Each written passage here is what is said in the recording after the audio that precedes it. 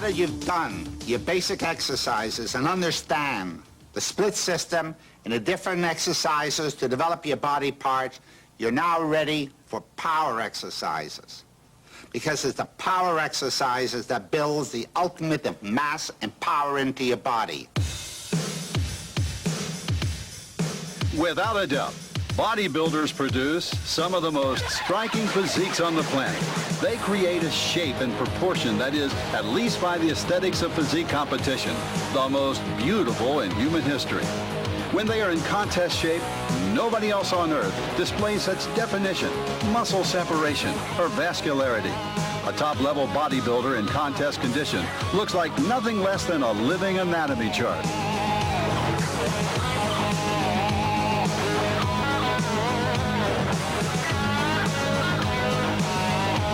Qualities such as muscularity, shape, definition, and proportion are really the end products of a long process of training and diet. They represent the final product, and none of these attributes would be possible without a sufficient amount of the raw material of the whole enterprise, muscle. To succeed in the sport, a bodybuilder first has to build a solid, thick, fundamental structure of dense muscle mass. Bodybuilders are obviously concerned with training for detail. Detail being cuts, definition, muscular symmetry, their proportion. That's what the judges are looking for on stage.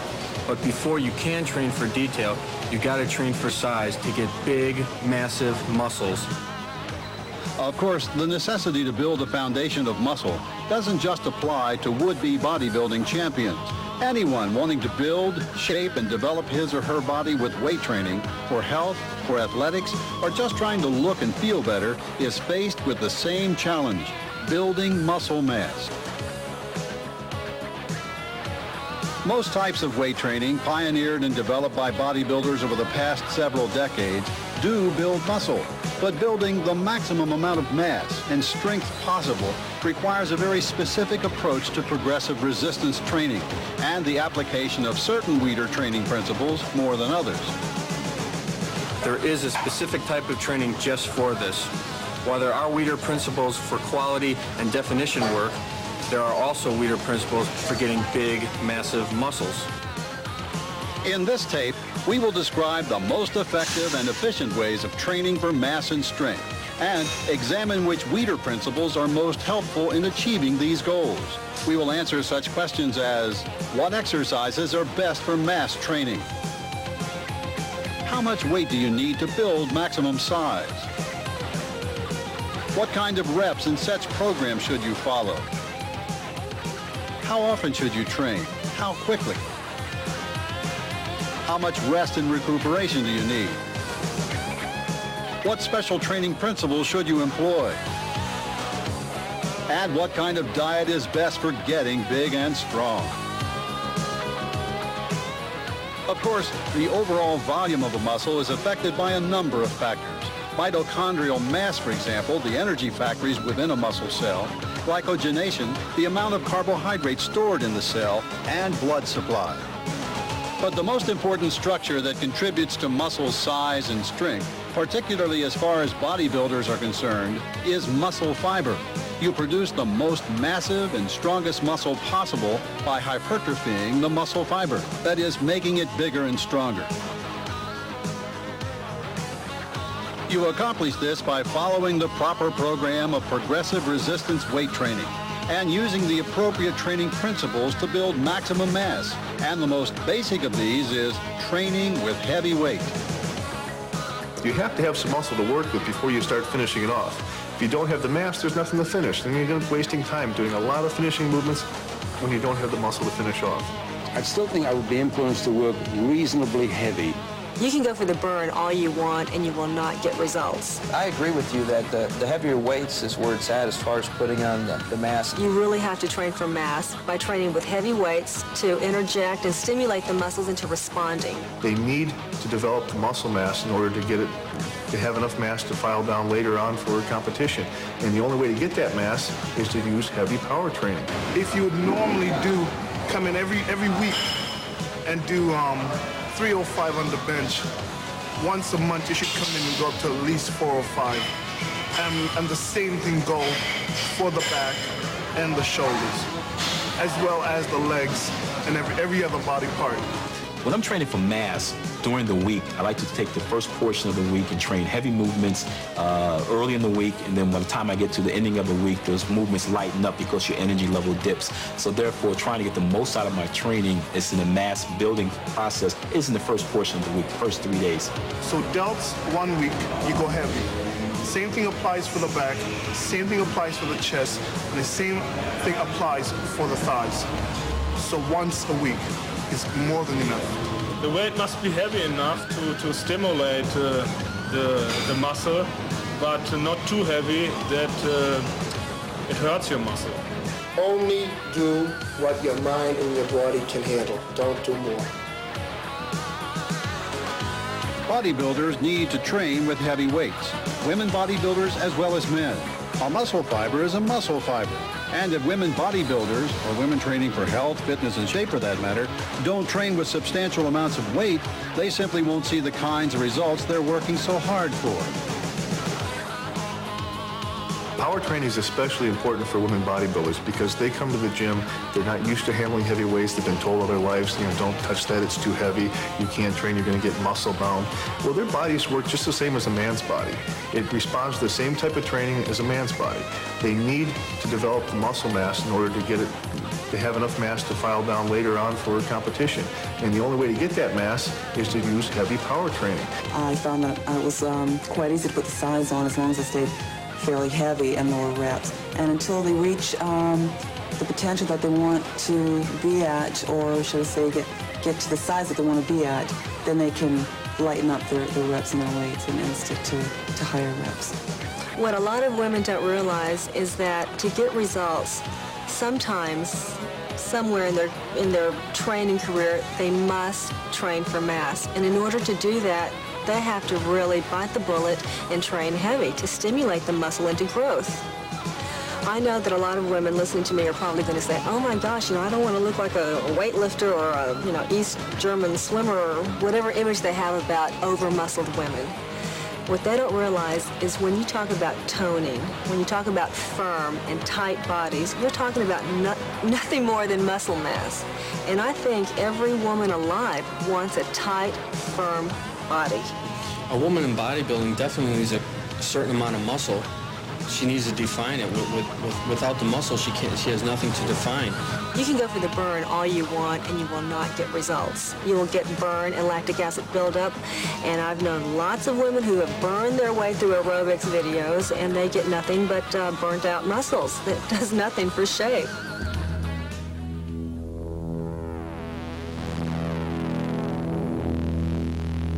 The athletes who lift the heaviest weight are weightlifters. That's the point of their sport.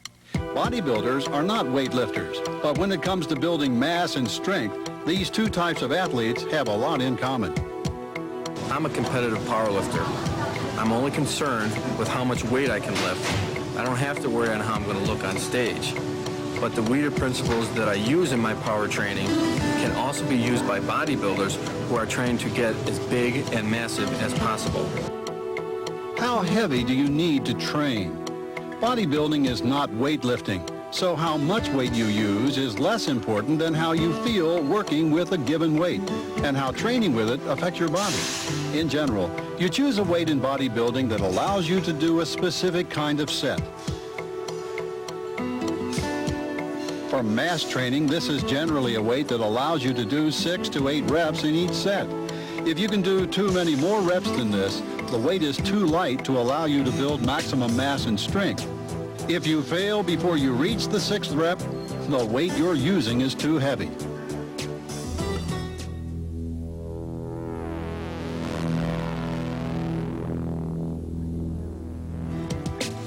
Training heavy is important for building mass, but what kind of training equipment you use is also extremely important. For the most part, bodybuilders intent on building maximum mass and strength should rely as much as possible on free weights, barbells, and dumbbells. The human body has evolved over millions of years to deal with the force of gravity, to lift, carry, and move things that have weight. When you lift a barbell or dumbbell, your body has to stabilize the weight against gravity. Secondary muscles, ligaments, and joints all come into play.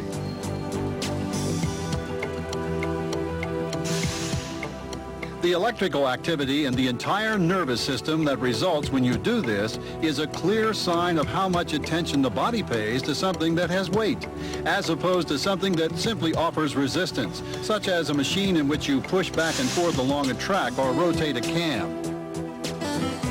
Free weight, it is the best form of training because you can utilize machines. I believe machines like 20% of bodybuilding, 15%. The advantage about free weight, you have a greater freedom, range of motion. You control the weight. It works other muscles. You're not going one direction. You have other muscles coming to play.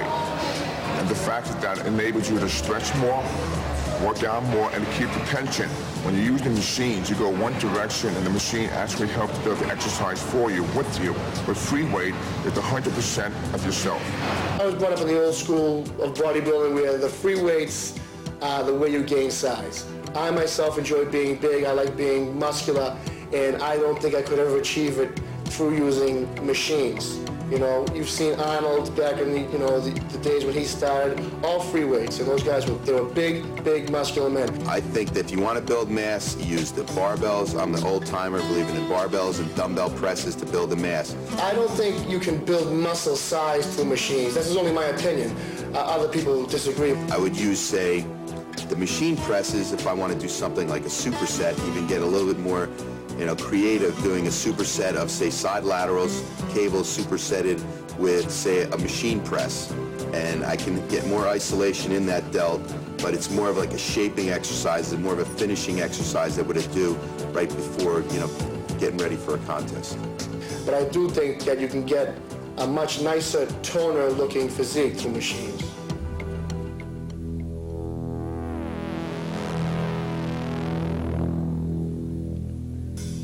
How well you're able to build mass is also a matter of what kind of exercises you do.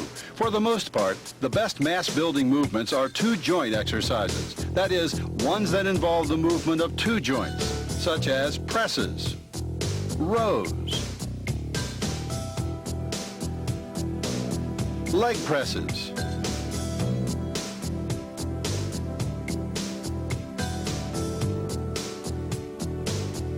and squats, as opposed to isolation exercises such as curls,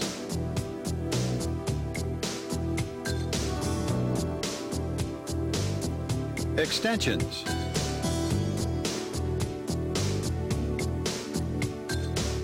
or laterals in which movement takes place only at one joint.